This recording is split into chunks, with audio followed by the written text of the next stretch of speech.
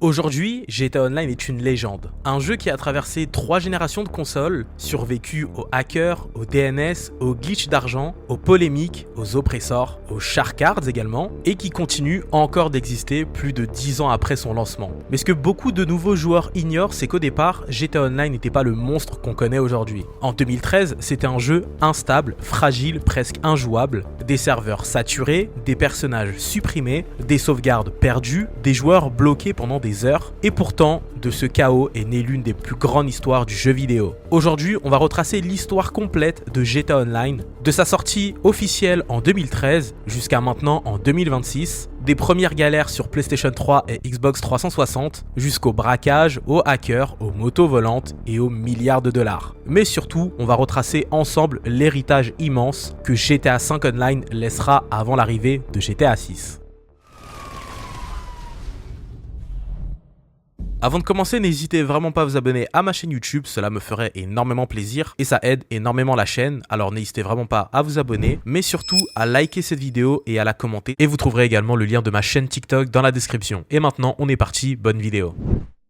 Pour comprendre GTA Online, il faut revenir au 17 septembre 2013. Ce jour-là, Rockstar sort GTA V sur PlayStation 3 et Xbox 360. Et dès sa sortie, le jeu devient un phénomène mondial, Los Santos impressionne tout le monde, le mode histoire est gigantesque, Michael, Franklin et Trevor deviennent instantanément cultes, mais dans l'ombre du mode histoire, les joueurs attendent déjà autre chose. Ils attendent GTA Online. Parce que Rockstar Games ne promet pas juste un simple multijoueur. Rockstar promet un monde vivant. Rockstar nous promet une révolution. Un monde où chaque joueur pourrait créer son personnage, acheter son appartement, voler des voitures, faire des missions, rejoindre un crew, braquer des magasins et construire sa propre vie criminelle à Los Santos. Sur le papier, c'était le rêve absolu. Mais GTA Online ne sort pas directement avec GTA V. Rockstar décide de le lancer 2 semaines plus tard, soit le 1er octobre 2013. Et pendant ces 2 semaines, l'attente devient immense. Les joueurs imaginent déjà leur première voiture, leur premier appartement, leur premier braquage, leur premier crew avec leurs amis. Tout le monde pense assister à la naissance du futur du jeu en ligne. Sauf que le jour du lancement, tout s'effondre. Dès les premières heures, les serveurs sont saturés, certains joueurs n'arrivent pas à rejoindre le online, d'autres restent bloqués sur des chargements interminables, et pour ceux qui réussissent à entrer en session, les problèmes ne s'arrêtent pas là. Des personnages disparaissent, des niveaux sont supprimés, de l'argent s'évapore, des garages se vident, mais surtout, des sauvegardes ne sont pas faites correctement. Pour beaucoup, GTA Online est tout simplement injouable. Et c'est fou à imaginer aujourd'hui parce qu'on parle d'un jeu qui va devenir l'un des plus grands succès de l'histoire du jeu vidéo. Mais à ses débuts, GTA Online ressemblait presque à un accident industriel. Rockstar est dépassé par l'ampleur du phénomène, le studio avait prévu un énorme lancement, mais pas une vague de joueurs aussi massive. Et pourtant, malgré les bugs, les crashs, malgré les personnages supprimés, les joueurs restent. Parce que même cassé, GTA Online propose quelque chose qu'aucun autre jeu ne proposait vraiment à cette époque. Vivre GTA avec ses amis, rouler dans Los Santos à plusieurs, faire des courses, braquer des supérettes, créer un crew, acheter son premier appartement, économiser pendant des heures pour une simple voiture. À cette époque, GTA Online était encore simple, presque réaliste. On ne parle pas encore des motos volantes, de missiles guidés, de bases souterraines ou d'armes futuristes. Non, en 2013, GTA Online c'était encore un jeu de rue. Un jeu de gangster, un jeu où posséder une Adder,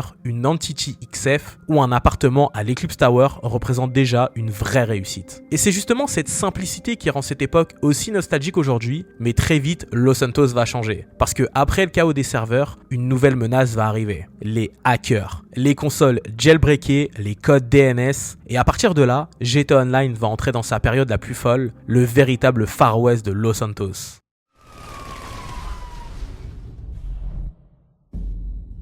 Si vous avez découvert GTA Online sur PlayStation 4, Xbox One et PC, voire même PS5, alors il y a une époque que vous n'avez probablement jamais connue. Une époque où Rockstar Games ne contrôlait pratiquement plus son propre jeu, une époque où chaque connexion pouvait devenir complètement imprévisible. Une époque où les règles n'existaient presque pas. Bienvenue dans le Far West de GTA Online. À cette époque, GTA Online n'était disponible que sur PlayStation 3 et Xbox 360. Et très rapidement, certains joueurs découvrent comment modifier leur console. consoles, les fameuses PlayStation 3 jailbreak et les Xbox 360 modifiées. Et avec elles arrivent les premiers modes menus sur GTA Online. Au début, les modifications restaient relativement discrètes. Certains joueurs augmentaient leur niveau, d'autres ajoutaient un peu d'argent, d'autres encore modifiaient leurs statistiques, mais comme souvent sur internet, la situation dégénère très rapidement. Certains joueurs deviennent capables de faire apparaître presque tout ce qu'ils veulent, des véhicules, des armes, des objets, des explosions, voire même des PNJ, et pour les joueurs normaux, les sessions deviennent complètement imprévisibles. Vous rejoignez une partie et quelques minutes plus tard, des dizaines de chars apparaissent dans le ciel, des avions tombent sur les routes, des joueurs explosent sans raison, des objets géants traversent Los Santos, et certaines sessions deviennent littéralement injouables. Mais paradoxalement, c'est aussi ce qui rend cette époque aussi mythique aujourd'hui, parce que personne ne savait ce qui allait réellement arriver, chaque connexion racontait une histoire différente, et puis arrive un phénomène qui va marquer toute une génération de joueurs, les fameux money drop.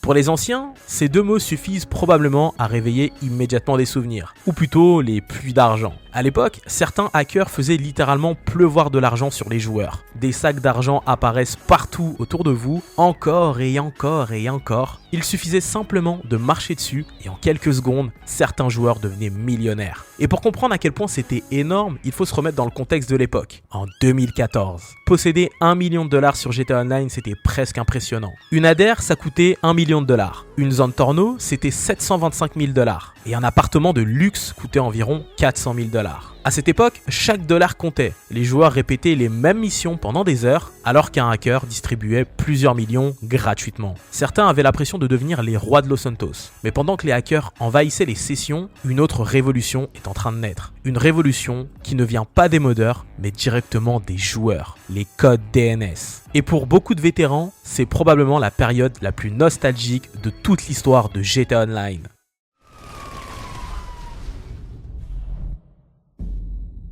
Si il existe bien un mot capable de rendre nostalgique n'importe quel ancien joueur GTA, c'est probablement celui-ci, DNS. Aujourd'hui encore, plus de 10 ans plus tard, les joueurs continuent d'en parler. Parce que les DNS ont créé une époque complètement unique, une époque qui ne reviendra probablement jamais. À travers certaines manipulations techniques, les joueurs découvrent qu'il est possible de contourner certaines limitations du jeu. Et très rapidement, les possibilités deviennent immenses. Du jour au lendemain, des véhicules normalement impossibles à obtenir apparaissent de partout. Des rhino-tanks dans les garages, des véhicules de police conservés définitivement, des véhicules de mission, des véhicules normalement réservés aux PNJ, mais ce n'est pas tout. Les DNS permettent également quelque chose qui va devenir culte, les véhicules modés. À cette époque, les garages ressemblent à des musées. Peinture impossible, couleur chrome, couleur invisible, jantes exclusives, configuration unique. Chaque véhicule devient une pièce de collection. Posséder un véhicule DNS n'est plus seulement une question d'argent, c'est une question de prestige, une question de rareté. Et très vite, toute une économie parallèle apparaît. Les joueurs organisent des rencontres, des expositions,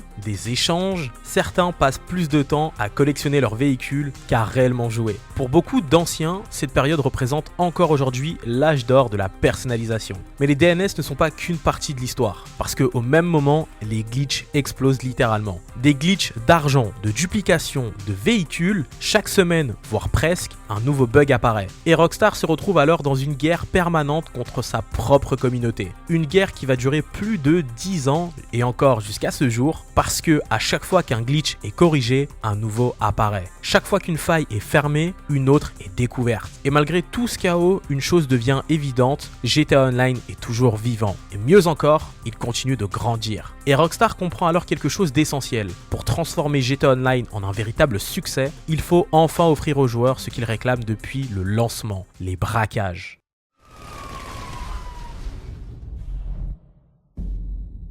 Après 2 années complètes de serveurs instables, de hackers, de DNS, de véhicules modés et de glitch d'argent, Rockstar s'apprête enfin à livrer la fonctionnalité la plus attendue de toute l'histoire du jeu, les braquages. Et pour beaucoup de joueurs, c'est à partir de ce moment-là que GTA Online va réellement devenir GTA Online. Pendant presque 2 ans, les joueurs attendent. Depuis le lancement de GTA Online, Rockstar promet régulièrement une fonctionnalité qui semble indispensable, les braquages. À chaque mise à jour, la communauté espère. À chaque rumeur, les forums s'enflamment. À chaque annonce, Rockstar, une seule question revient, les braquages arrivent quand? Les mois passent, puis une année entière, puis presque 2 ans. Pour certains joueurs, les braquages deviennent même une blague. Une promesse qui ne se réalisera probablement jamais, puis finalement, le 10 mars 2015, Rockstar publie la mise à jour la plus attendue depuis sa sortie, les braquages online. Et immédiatement, toute la communauté revient. Pour la première fois, les joueurs peuvent organiser de véritables opérations criminelles. Des préparations, des véhicules à voler, des plans à suivre, des équipes à former, chaque joueur possède un rôle. Chaque erreur peut faire échouer l'opération et surtout, pour la première fois, GTA Online ressemble enfin au rêve vendu depuis 2013. Parmi tous les braquages disponibles, un va particulièrement entrer dans la légende, le Pacific Standard. Pour les anciens joueurs, ce nom suffit probablement à éveiller immédiatement les souvenirs. La fuite en moto dans les montagnes, le barrage de police, les hélicoptères, les sacs remplis d'argent. Pendant des années, le Pacific Standard devient le braquage de référence. Chaque crew possédait sa méthode, chaque équipe possède son itinéraire, et pour toute une génération de joueurs, c'est probablement l'un des meilleurs souvenirs de GTA Online. Mais les braquages ne sont pas les seuls à marquer l'année 2015, car avec eux arrive également un véhicule qui va devenir absolument indispensable, la Kuruma blindée. Et encore aujourd'hui, beaucoup de vétérans considèrent ce véhicule comme l'un des véhicules les plus utiles de toute l'histoire du jeu.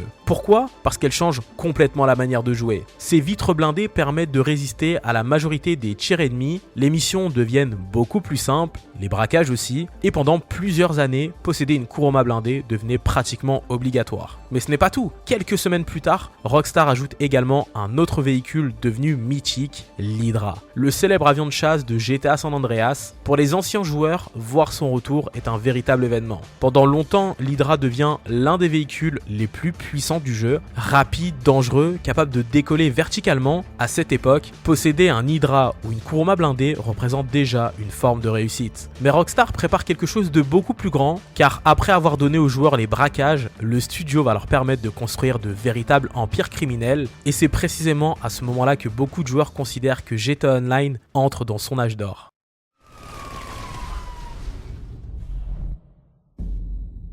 Si vous demandez aujourd'hui à 10 anciens joueurs quelle était la meilleure époque de GTA Online, une grande partie d'entre eux répondront 2016 à 2017. Et ce n'est pas un hasard, car pendant cette période, GTA Online trouve enfin son équilibre. Les hackers deviennent moins présents, les DNS disparaissent progressivement, les braquages fonctionnent parfaitement et la communauté est immense. Et surtout, Rockstar commence à sortir certains des meilleures mises à jour de toute l'histoire du jeu. Le premier tournant arrive en juin 2016 avec la mise à jour haute finance et basse besogne. Pour la première fois, les joueurs peuvent devenir PDG. Aujourd'hui, ça peut paraître banal, mais à l'époque, c'était une révolution. Les joueurs achètent des bureaux luxueux, créent leur organisation, recrutent des associés, et pour la première fois, GTA Online donne réellement l'impression de construire un empire criminel. Et très vite, les bureaux deviennent un symbole de réussite. Posséder la Maze Bank Tower représente un véritable objectif. À cette époque, les joueurs ne rêvent plus simplement d'une voiture, ils rêvent d'un empire. Puis arrive l'une des mises à jour les plus appréciées de toute l'histoire du jeu, l'import-export. Et pour beaucoup de vétérans, c'est ici que commence véritablement l'âge d'or du grind.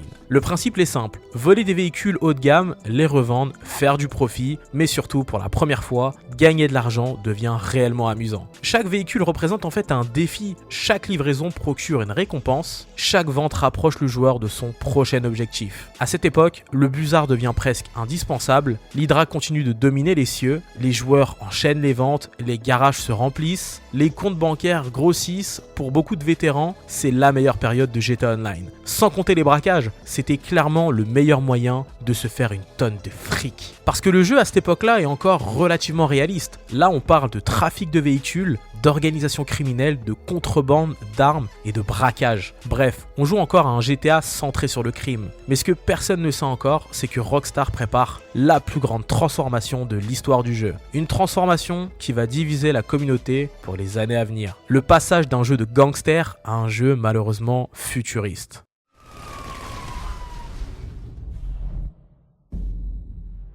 Jusqu'à présent, GTA Online restait un jeu relativement fidèle à ses origines, achetait des armes, faisait des braquages, développait leur entreprise criminelle, bref, il vivait une vie de gangster moderne dans Los Santos. Mais en 2017, Rockstar commence à emprunter une direction complètement différente de d'habitude. Le premier signal arrive le 13 juin 2017 avec la mise à jour Gun Running.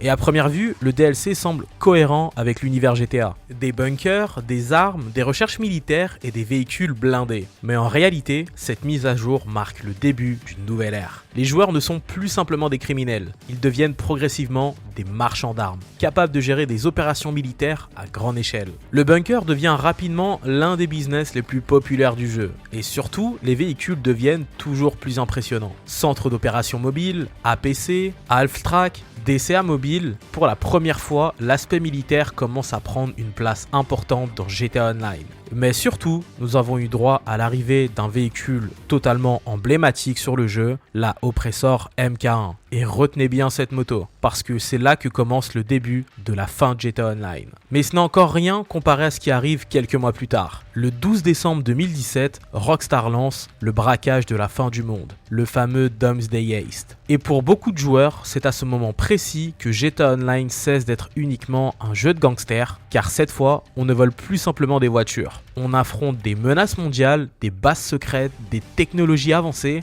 des intelligences artificielles. On se rapproche davantage d'un film d'action que d'un simple GTA. Et surtout, deux véhicules vont marquer cette époque, la Deluxo et l'Oppressor MK1. La Deluxo est directement inspirée de la DeLorean de Retour vers le futur. Une voiture capable de voler, mais en soi, quelques années plus tôt, une telle idée aurait semblé totalement absurde sur GTA. Et pourtant, les joueurs adoraient ça. Puis l'Oppressor MK1 est arrivé, une moto volante équipée d'un réacteur, et là encore, la communauté est divisée. Certains trouvent ça incroyable, d'autres commencent à se poser la question, est-ce qu'on joue encore à GTA? Et cette question va devenir de plus en plus présente au fil des années. Parce que entre 2013 et 2017, GTA Online a déjà énormément changé. Au lancement, les joueurs rêvaient d'une Adder. Aujourd'hui, ils pilotent des motos volantes. Au lancement, posséder un appartement Eclipse Tower faisait rêver. Aujourd'hui, les joueurs possèdent des bunkers militaires souterrains. Le jeu évolue, mais son identité aussi. En plus de ça, accompagné des armes MK2 qui font leur arrivée en même temps que le DLC du bunker, ça fait plutôt mal. Avant, on achetait une mitraillette, un sniper lourd et tout le monde était équitable. Je veux dire, on pouvait acheter la même arme au même magasin et le gagnant d'un combat était le meilleur joueur. Mais maintenant, avec les armes MK2 qui sont 2 à 3 fois plus puissantes, sans compter leurs munitions explosives et tout un tas d'avantages sur cette arme qui peut nous faire gagner un duel, ça devient très vite du pay to win. On n'est plus seulement à un 1v1, à un duel simple. On n'est plus du tout dans une phase où n'importe quel joueur de n'importe quel niveau peut rivaliser avec n'importe qui. Il suffit seulement d'avoir le DLC, d'avoir les armes et les améliorations et automatiquement un joueur devenait largement plus fort qu'un autre joueur. Ou en tout cas largement plus avantagé. Et en plus de ça, c'est à partir de là que le pay to win commence réellement à marcher. Parce que les améliorations des armes, on peut les débloquer juste en finançant la recherche de notre bunker. Et ça aussi, ça pose problème. Parce que pour équiper la Oppressor MK1 de missiles, il faut pas juste aller au Los Santos Custom et les équiper. Il faut faire une recherche depuis le bunker. Et une recherche de base sans pay to win, ça prend du temps. Sauf qu'en un clic, on pouvait débloquer toutes les recherches du moment qu'on avait l'argent. Mais aujourd'hui, c'est différent. Les joueurs possèdent des bunkers militaires souterrains, le jeu évolue, mais son identité aussi. Et ce changement va atteindre son point culminant 1 an plus tard, avec un véhicule qui va devenir à lui seul le symbole du GTA Online moderne, l'Oppressor MK2.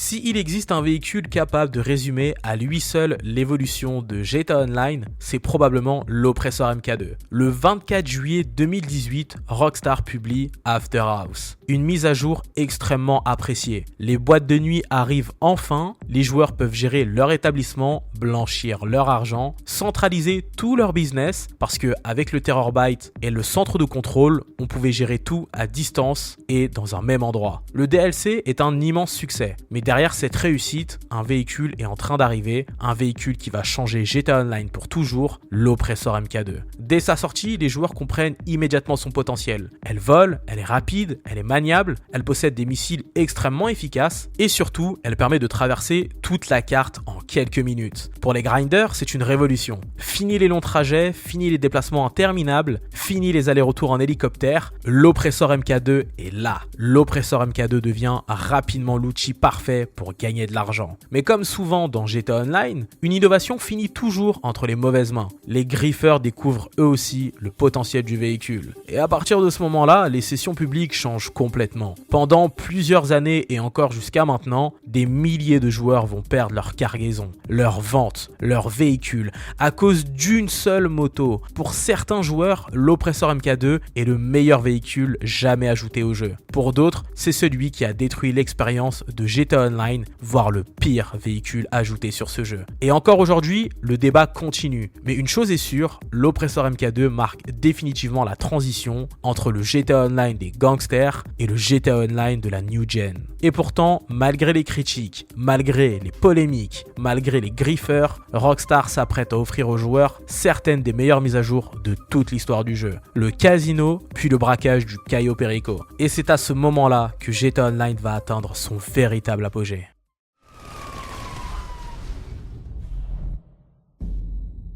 Pendant des années, il existe un bâtiment qui intrigue toute la communauté GTA, le Diamond Casino. Depuis le lancement de GTA Online, il est là, visible par tout le monde, présent sur la carte, mais totalement inaccessible. Et encore, même son architecture est loin d'être celle qu'on connaît aujourd'hui. Les joueurs passent devant, s'interrogent, inventent des théories et au fil des années, une blague commence à naître dans la communauté. Rockstar n'ouvrira jamais le casino. Pour beaucoup de joueurs, ce bâtiment devient presque un mythe. Puis finalement, le 23 juillet 2019, Rockstar réalise que des millions de joueurs attendaient depuis des années. Le Diamond Casino ouvre officiellement ses portes. Et immédiatement, la communauté explose. Les réseaux sociaux sont inondés de vidéos, les streamers découvrent le contenu et les joueurs se connectent en masse. Pour la première fois, le casino est enfin accessible. Machine à sous, poker, blackjack, roue de la fortune, penthouse de luxe, Los Santos paraît plus vivant que jamais. Mais ce qui marque surtout les joueurs, c'est le symbole. Parce que l'ouverture du casino représente quelque chose de particulier. Une partie de GTA Online vient enfin de se compléter. Un élément présent depuis 2013 est enfin devenu réalité. Et pourtant, Rockstar garde encore une surprise. Car quelques mois plus tard, le studio va ouvrir ce que beaucoup considèrent encore aujourd'hui comme le meilleur braquage jamais créé. Le braquage du Diamond Casino. Pour la première fois, les joueurs peuvent réellement choisir leur façon d'agir. Approche discrète, approche agressive,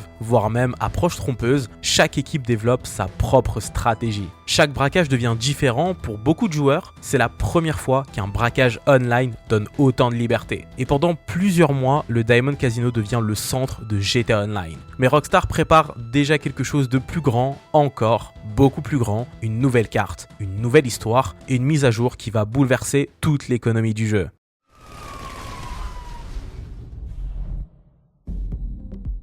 Décembre 2020, le monde entier traverse une période particulière. Des millions de personnes passent davantage de temps chez elles. Et Rockstar décide de sortir ce qui deviendra probablement la mise à jour la plus importante depuis les braquages en 2015. Le braquage de Cayo Perico. Dès son annonce, la communauté comprend que quelque chose est différent. Pour la première fois dans GTA Online, une nouvelle île arrive dans le jeu. Pas un bâtiment, pas un intérieur, une île entière. Et pour les anciens joueurs, c'est un événement historique. Parce que en 7 ans passés sur GTA Online, jamais Rockstar Games n'avait ajouté une nouvelle zone aussi importante. Puis vient la véritable révolution. Le braquage est jouable en solo. Aujourd'hui, cela paraît normal, mais à l'époque, c'est un bouleversement complet. Pendant des années, les joueurs ont dépendu de leurs amis, de leur équipe, de leur crew ou de quelques randoms en session publique. Pour la première fois, un joueur peut devenir riche tout seul et très rapidement. Toute la communauté découvre à quel point Cayo Perico est rentable. Les millions commencent à tomber encore et encore et encore. Et des joueurs qui galéraient depuis des années deviennent soudainement multimillionnaires. Les garages se remplissent, les hangars aussi, les bunkers également, les fortunes explosent. Et pour beaucoup de vétérans, Cayo Perico représente le sommet absolu du grind. L'époque où gagner de l'argent n'a jamais été aussi simple. Mais pendant que les joueurs accumulent des millions, un autre phénomène apparaît. Pour la première fois, les anciens commencent à regarder derrière eux et à réaliser à quel point GTA Online a changé.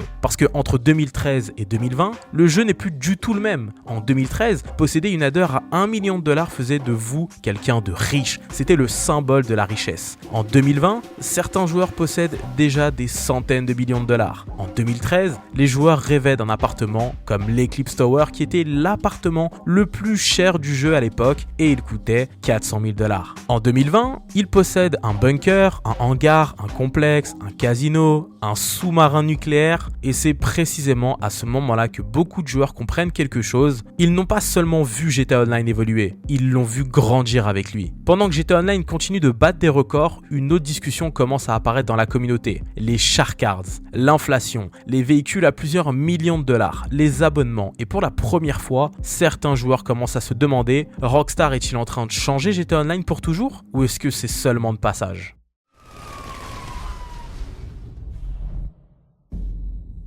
À partir de 2021, GTA Online n'était plus seulement un jeu, c'était une machine. Une machine qui génère des centaines de millions de dollars, une machine qui attire encore des millions de joueurs chaque année. Mais plus GTA Online grandit, plus les critiques deviennent nombreuses. Et s'il existe un sujet qui accompagne GTA Online pratiquement depuis ses débuts, ce sont les shark cards. Pour les nouveaux joueurs, le principe est simple. Vous payez avec de l'argent réel et vous recevez des GTA dollars. Au lancement du jeu, peu de joueurs s'en préoccupaient réellement. Mais avec les années, un sentiment commence à grandir dans une partie de la communauté. Les prix augmentent toujours plus, une voiture à 500 000 $ devient normale, puis 1 million, puis 3 millions, puis 5 millions, puis 8 millions, et soudainement, les joueurs réalisent quelque chose. La plupart des véhicules qui faisaient rêver en 2013 paraissent désormais presque bon marché. La Hadder, 1 million de $.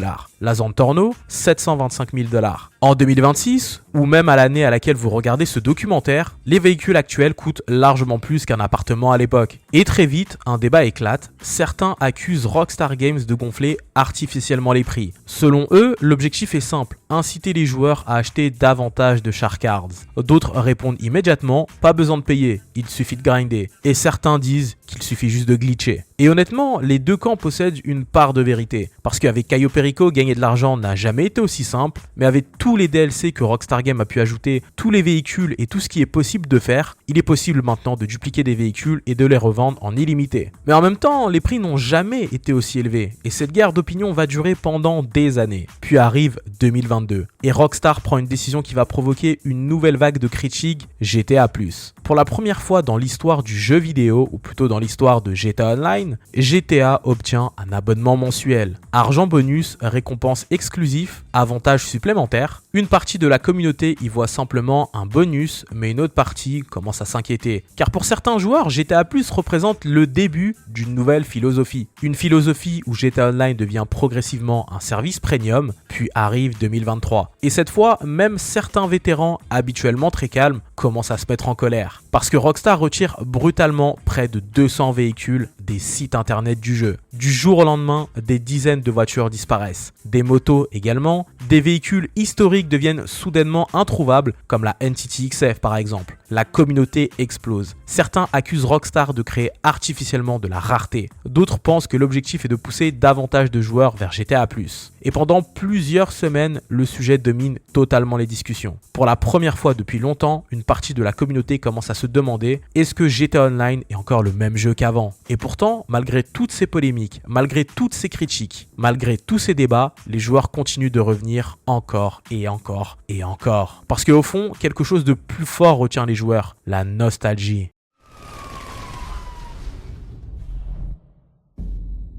C'est probablement le chapitre le plus important de toute cette histoire. Parce que au fond, l'histoire de GTA Online n'est pas seulement celle d'un jeu, c'est aussi celle de ses joueurs. En 2013, certains avaient 12 ans, d'autres 15, d'autres encore étaient au lycée. Aujourd'hui, beaucoup sont adultes, comme moi par exemple. Certains travaillent, certains ont terminé leurs études et certains ont même fondé une famille. Alors, je suis pas arrivé à ce stade, on enlève juste le fonder une famille, mais tout le reste ça me concerne. Je veux dire, j'ai littéralement grandi sur ce jeu. N'importe quel souvenir de mon enfance, je pourrais vous les citer, parce que j'ai grandi avec GTA V et j'ai grandi avec GTA V Online. Et pourtant, ils se souviennent encore parfaitement de leur première connexion, leur premier appartement, leur premier Hadder ou NTT pour certains, puis après leur première Zentorno, les premiers braquages et surtout le premier million de dollars. Et c'est là que GTA Online devient quelque chose de différent, parce que contrairement à beaucoup d'autres jeux, les joueurs ne se souviennent pas seulement du contenu, ils se souviennent des personnes avec qui ils jouaient, des soirées jusqu'à 3h du matin, des braquages ratés, des fous rires, des glitches absurdes, des courses improvisées,